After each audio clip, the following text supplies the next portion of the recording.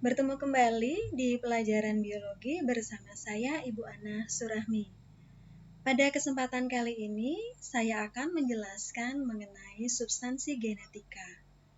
Di pertemuan sebelumnya, kita sudah membahas mengenai struktur kromosom, macam-macam kromosom, dan juga formulasi atau rumus kromosom. Pada kesempatan kali ini, saya akan membahas mengenai asam nukleat, DNA, dan RNA. Tetapi sebelumnya, silakan perhatikan tayangan video berikut.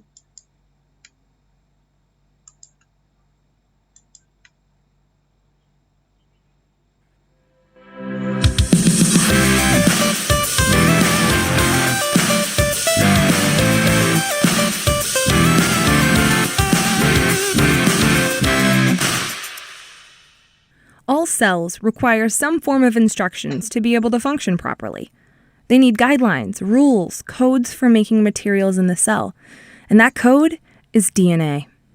DNA stands for deoxyribonucleic acid, D for the name of the sugar, N and A for nucleic acid. DNA contains the information that determines inherited characteristics. It has the code for making proteins. DNA is found in the nucleus of eukaryotic cells and in the cytosol of prokaryotes. If we take a closer look at the chromatin inside the nucleus, we can see the structure of the DNA. The DNA has repeating subunits, and those subunits are called monomers, or nucleotides specifically. The nucleotide has three main parts: a phosphate group, a sugar, and a nitrogen base. In DNA, the name of the sugar is deoxyribose, which is part of DNA's name, and there are 4 nitrogen bases in DNA. The bases are thymine, adenine, cytosine, and guanine. 2 of the bases are purines, which have a 2-ring structure, and 2 bases are pyrimidines, which have a 1-ring structure. Adenine and guanine are purines. Cytosine and thymine are pyrimidines. I remember the pyrimidines are the bases with a Y in their name, just like pyrimidine has a Y in its name. A purine always pairs with a pyrimidine, and the slanted shape of the DNA molecule causes it to form a spiral or helix. Because DNA is double-stranded, we use the phrase double helix to describe its structure. There are 4 scientists who are credited with discovering the shape of DNA, and they are Watson, Crick, Wilkins, and Franklin. All of them received a Nobel Prize for their work, except for Rosalind Franklin. She died before the prize was given. Each of these scientists played a role in piecing together the structure of DNA. They learned that along the sides of the molecule was a backbone made of alternating sugar and phosphate molecules. On the inside, like the rungs of a ladder, are the nitrogen bases. Adenine and thymine form hydrogen bonds together. Cytosine and guanine form hydrogen bonds together. To help me remember which bases link together, I think of writing the letters. A and T both use straight lines. C and G use curved lines. I also know that A and T have 2 hydrogen bonds, but C and G have 3 hydrogen bonds by saying AT2, CG3. Silly things like this are actually a great memory tool. Strands of DNA are said to be complementary to one another because A will always be with T and C will always be with G, based on the number of hydrogen bonds that they want to make. You can predict the complementary strand if you know the other strand. So let's use all of that knowledge about DNA and see if we can identify the parts of this blank DNA molecule. The easiest to label are the deoxyribose sugars and phosphates. They make up the outside of the molecule. Deoxyribose is a pentagon shape, and the phosphate is just a small molecule in between. Next, we need to remember a rhyme, AT2CG3. So the nucleotides with 2 hydrogen bonds must be A and T, and the ones with 3 are C and G. To tell which one is which, you need to know that pyrimidines have 1 ring and purines have 2. So cytosine and thymine are the pyrimidines, so they're the 1-ring bases. Adenine and guanine are the 2-ringed bases. And now you have a labeled DNA molecule.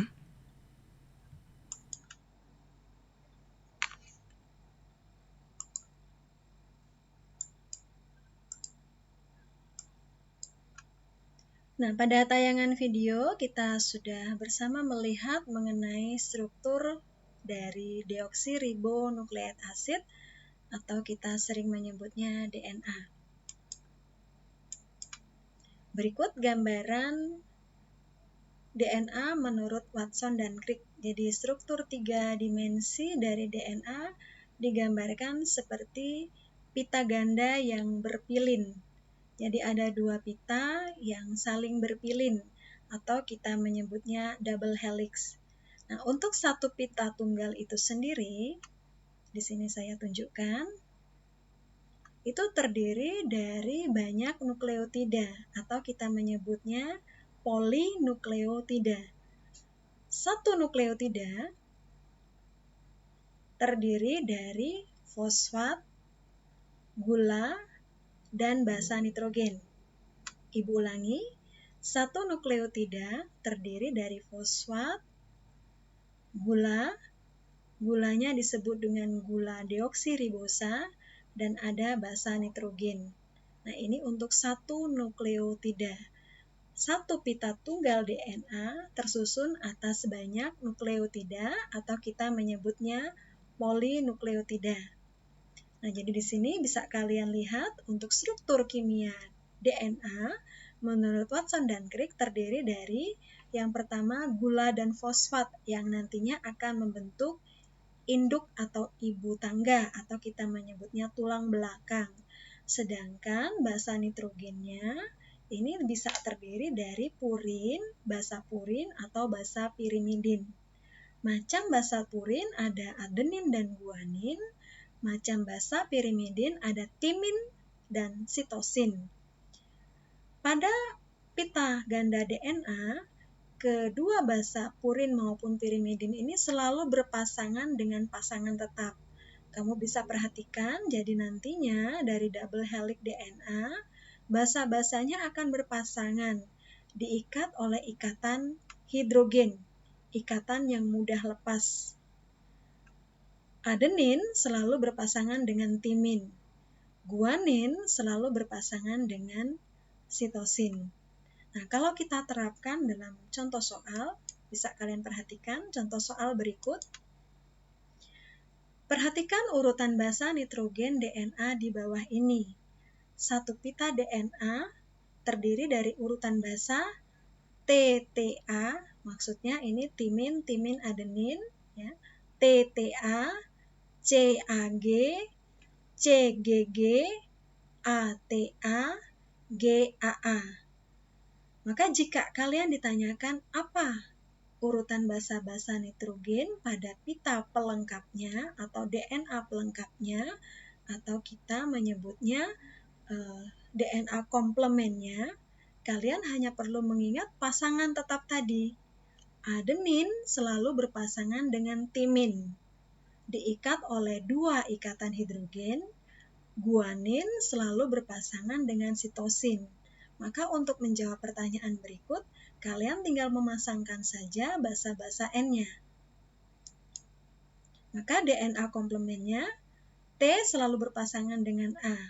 T, A, A, T. Jadi jawaban untuk soal yang ada, DNA komplemen terdiri dari AAT, C pasangan dengan G ya, AAT, GTC, GCC, TAT, CTT. Jadi yang perlu diingat hanya pasangan tetapnya. Adenin selalu berpasangan dengan timin, guanin selalu berpasangan dengan sitosin. Nah, ini contoh soal untuk melengkapi pita DNA. Jadi pertanyaan yang sering diajukan adalah apa urutan basa pada DNA komplemen atau DNA pelengkapnya. Maka kuncinya kamu hanya tinggal memasangkan pasangan tetapnya. Adenin berpasangan dengan timin, guanin berpasangan dengan sitosin. Nah, DNA punya kemampuan untuk bereplikasi. Replikasi itu maksudnya membuat tiruan diri sendiri dengan ketepatan dan kecepatan yang luar biasa. Artinya apa? Anakan atau DNA baru yang dibentuk itu sangat mirip dengan induknya. Tetapi bagaimana tentang replikasi atau penggandaan DNA, ketiganya masih hipotesis atau masih teori. Ada 3 teori, yang pertama ada konservatif, kemudian yang kedua ada teori dispersif, dan yang ketiga ada teori semi-konservatif. Nah, bisa kalian baca definisinya.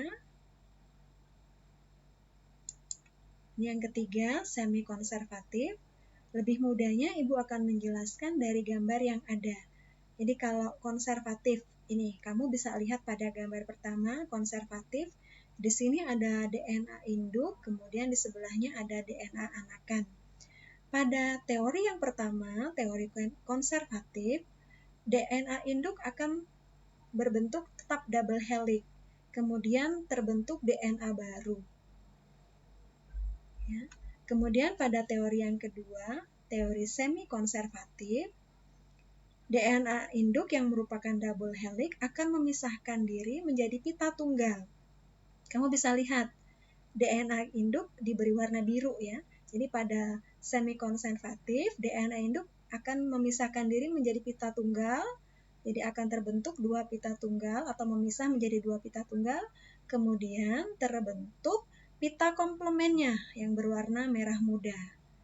Nah, jadi terbentuk dua pita baru yang merupakan komplemen dari pita induk ya. Kemudian pada teori yang ketiga, teori dispersif, pita induk akan terputus-putus